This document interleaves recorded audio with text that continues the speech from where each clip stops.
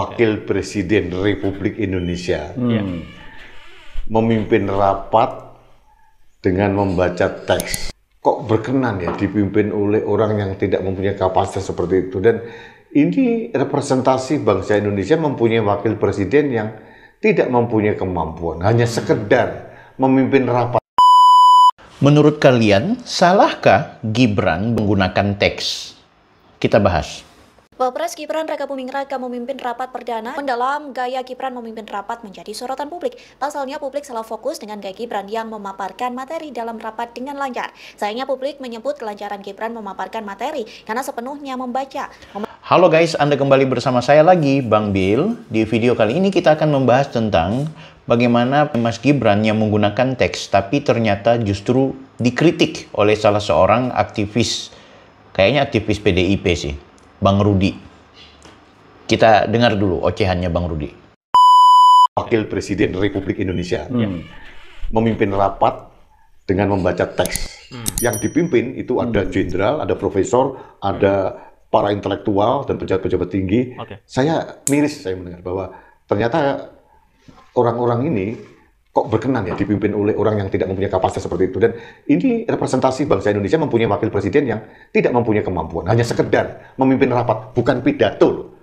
Itu harus pakai teks. Artinya dengan jelas kita bisa melihat kapasitas dan kapabilitas yang bersangkutan memang benar apa yang kita duga selama ini, tidak mempunyai kemampuan. Ini yang disorong-sorong oleh bapaknya, dipaksakan oleh bapaknya yang bernama Jokowi untuk menjadi wakil presiden dengan mengutak-atik undang-undang, mengakali konstitusi melalui pamannya dan merusak demokrasi.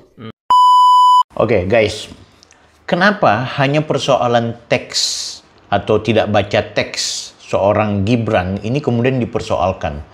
Bahkan pernyataannya Bang Rudi tadi cukup membahayakan sih menurut saya gitu, karena seolah-olah merasa tidak memberikan kepercayaan kepada Mas Gibran sebagai wakil presiden. Bahkan saya menilai ini sudah sangat personal gitu. Padahal membaca teks dalam konteks kepresidenan itu juga penting gitu. Ya, ada yang memang tanpa teks, ada yang sifatnya improv, ya, dia improvisasi, ada yang manuskrip. Kalau improvisasi tentu tanpa ada persiapan, dia langsung berpidato. Kalau manuskrip artinya dia menggunakan teks yang memang sudah disediakan sejak awal. Ada juga sifatnya penyampaian dengan menggunakan ingatan itu, atau yang diistilahkan dengan memoriter kalau nggak salah. Jadi memoriter dan juga ada extemporan, ya. Jadi kalau menggunakan gaya ingat ya itu memoriter, tapi kalau extemporan dia lebih mengutamakan hal-hal yang penting. Nah, sebenarnya kalau Mas Gibran itu mengkombinasikan semua itu, yang improv, kemudian yang manuskrip, kemudian yang memoriter dan extemporan. Jadi dia sudah melengkapi itu gitu. Jadi kenapa masalah menggunakan teks ini kemudian jadi masalah gitu?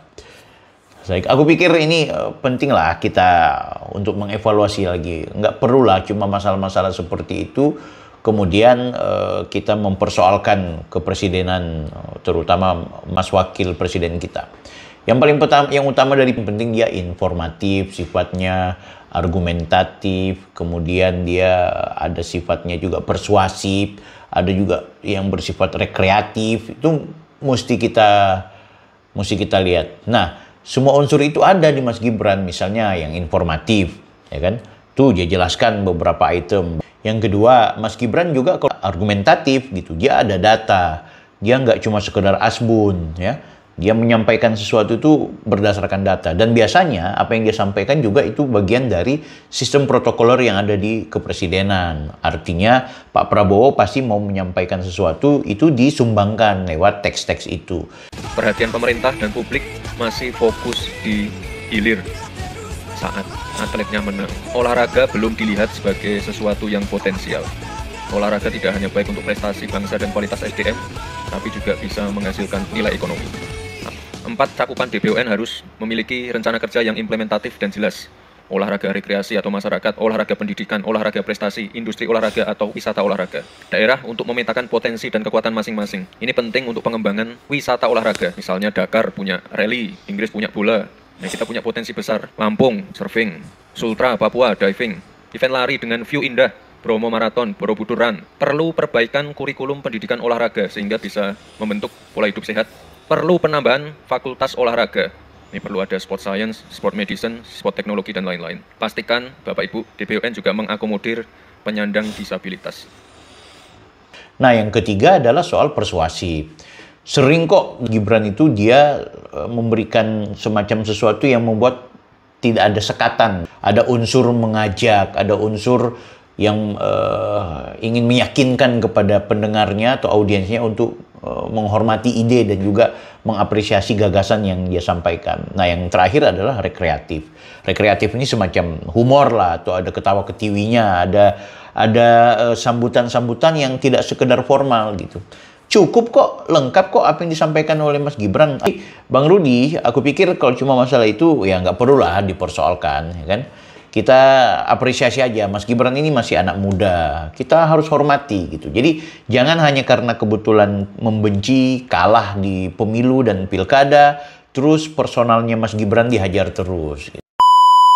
Ada indikasi yang terang benderang penyalahgunaan wewenang dari Presiden Jokowi untuk memenangkan paslon 02 yang kebetulan ada anaknya berlaga di situ.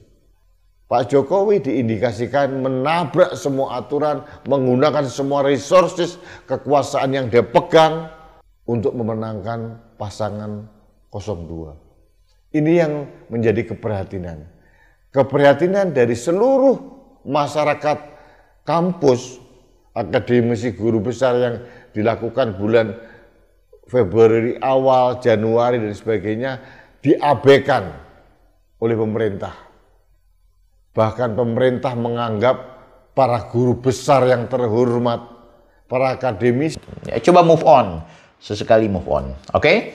Oke teman-teman, jangan lupa like, comment, dan subscribe. Kita berjumpa di video-video berikutnya. Saya Bang Bill, Offside. Salam hangat dari Bapak Presiden kita, Bapak Prabowo Subianto.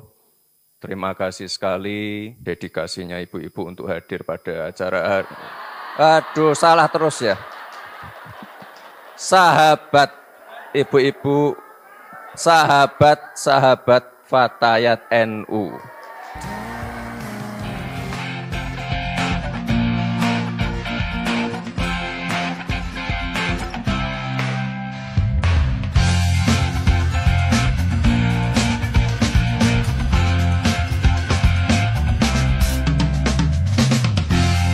Katamu aku hebat, aku yang paling kuat di antara sejuta pria yang kau temui. Katamu aku jantan, aku yang paling tampan di antara sejuta pria yang pernah selimuti tidurmu.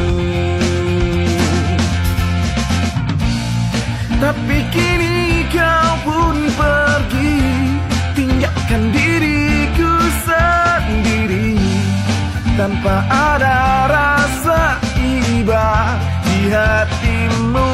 Oh oh oh oh, kau tinggalkan semuanya, kau pergi bersama dirinya dan lupakan segalanya.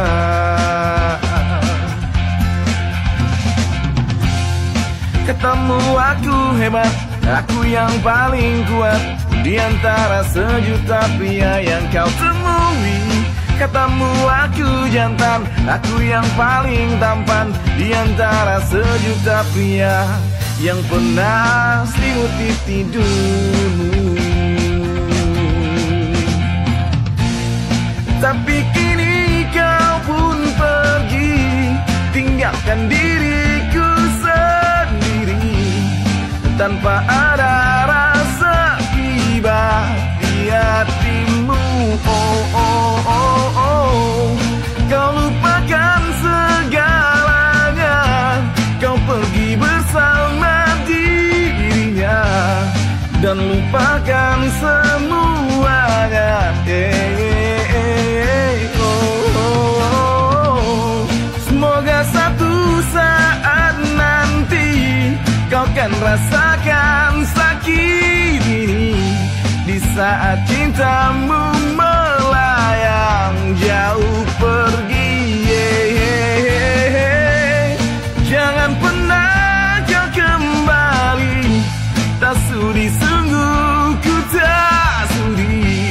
rasaku untukmu telah mati.